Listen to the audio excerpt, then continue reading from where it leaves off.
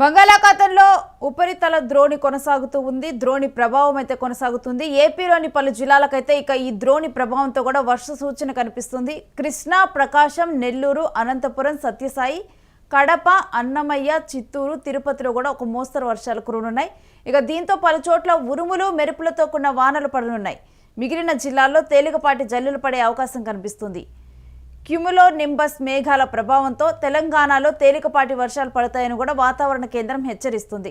ఇక ప్రజలు అప్రమత్తంగా ఉండాలని కూడా విపత్తుల శాఖ సూచనలు అందిస్తోంది. ఇక తెలుగు రాష్ట్రాలని వానలైతే వణికిస్తున్నాయనే చెప్పాలి. ఒకవైపు మోందా తుఫాన్ ఎఫెక్టు ఏపీ అదేవిధంగా తెలంగాణ రెండు రాష్ట్రాల్లో కూడా కనిపించింది. ఇక మోందా తుఫాను పోయిన తర్వాత కూడా ఉన్నట్టుండి కూడా అకాల వర్షాలు పడటం రైతులకు ఇవి తీవ్ర నష్టాన్ని కలిగిస్తూ ఉన్నాయి.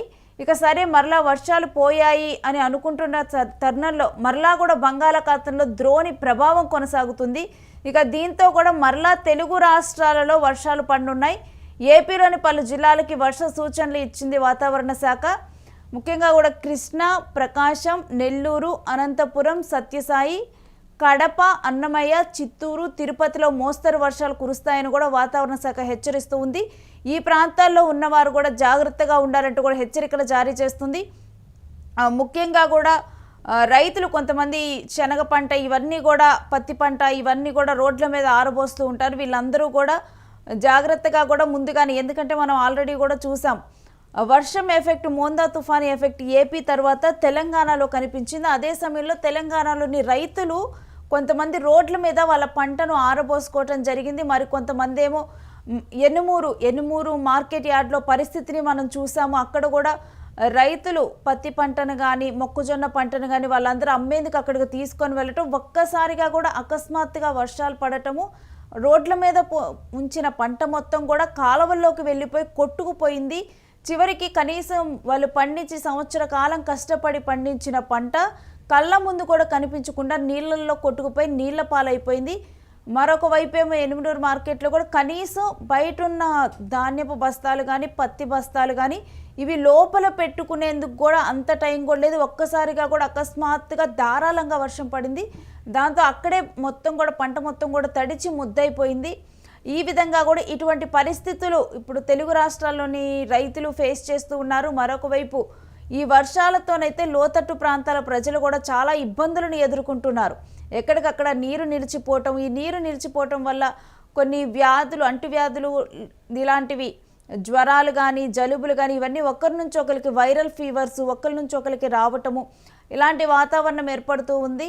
సో వీటన్నిటి నేపథ్యంలోనైతే తెలుగు రాష్ట్రాల ప్రజలు అప్రమత్తంగా ఉండాలి. ఇక ముఖ్యంగా కూడా ఏపీలోనైతే పలు చోట్ల ఉరుములు మెరుపులతో కూడిన వానలు పడనున్నాయి. మిగిలిన జిల్లాల్లో కూడా తేలికపాటి జల్లులు పడే అవకాశం కనిపిస్తుంది. ఇదంతా కూడా క్యుములో నింబస్ మేఘాల ప్రభావంతోనే ఈ ద్రోణి ప్రభావం ఏర్పడటం జరిగింది. ఆ ద్రోణి ప్రభావమే ఇరు రాష్ట్రాల మీద కూడా ప్రభావం చూపుతుంది. ఇక తెలంగాణలో కూడా తేలికపాటి వర్షాలు పడతాయని వాతావరణ కేంద్రం హెచ్చరిస్తూ ఉంది. ఇక్కడ కూడా ప్రజలు అప్రమత్తంగా ఉండాలని విపత్తుల శాఖ అయితే సూచనలు చేస్తూ ఉంది. ముఖ్యంగా లోతట్టు ప్రాంతాల్లో ఉన్న ప్రజలు వీరందరూ కూడా ఇంకా రోడ్ల మీద వెళ్ళే వాళ్ళు కూడా, మనం కొన్ని ప్రాంతాల్లో విజయవాడలో కూడా ఇలా వర్షాలు పడినప్పుడు చూసాం. మొత్తం కూడా రోడ్ల మీద నీరు ఎక్కువగా కూడా రోడ్ల మీద నీరు నిలిచిపోవటము, రోడ్ల మీద నీరు పారుతూ ఉంది. ఇక ఆ సమయంలో వెళ్ళే వాహనదారులు కూడా ఇబ్బందులు ఎదుర్కొంటూ ఉన్నారు. ఇంకా అదే సమయంలో రోడ్ల మీద ఏమైనా గుంతలు ఉన్నాయేమో అని చెప్పి చాలా చిన్నగా వెళ్ళటము, ఇంకా అదే సమయంలో ట్రాఫిక్ జామ్ ఏర్పడటం ఇదంతా కూడా ఒకదాని తర్వాత ఒకటి జరుగుతూ ఉంది. ఇక ఆ సమయంలో ఒక పోలీసు కూడా ప్లకార్డు ప్రదర్శిస్తూ ఈ రోడ్డులో గుంతలు లేవు, మీరు సురక్షితంగా వెళ్ళొచ్చు అంటూ కూడా ఒక ప్లకార్డును ప్రదర్శించారు ఒక ట్రాఫిక్ పోలీసు.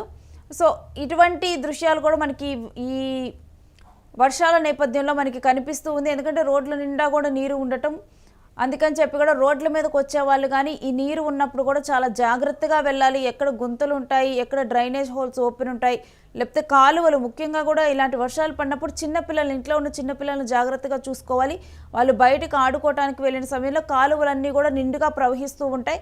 ఆ నీరు దగ్గరికి వారు వెళ్ళటము, తర్వాత ఆ నీళ్ళలో కొట్టుకుపోవటం, కాలువలో కొట్టుకుపోవటం ఇలాంటి ఘటనలు కూడా చోటు చేసుకుంటున్నాయి. కాబట్టి ఎక్కడికక్కడ కూడా అందరూ అప్రమత్తంగా ఉండాలి వర్షాల నేపథ్యంలో.